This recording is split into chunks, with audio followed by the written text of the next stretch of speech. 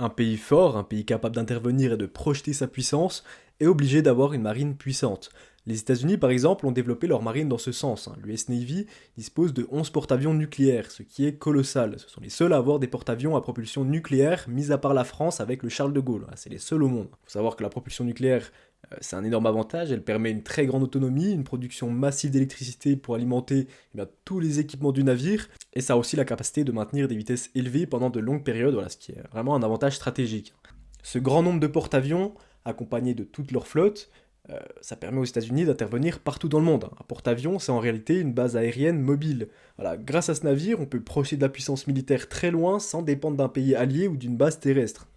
Par exemple, dans la guerre actuelle avec l'Iran, les États-Unis ont déployé plusieurs porte-avions dans la région, hein. Grâce à ces porte-avions, ils peuvent mener des opérations et projeter de la puissance aérienne directement depuis la mer. Sans porte-avions, la situation elle serait beaucoup plus compliquée, ce serait tout de suite une autre logistique.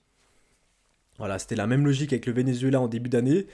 Certaines opérations peuvent être menées très rapidement depuis un porte-avions positionné au large du pays.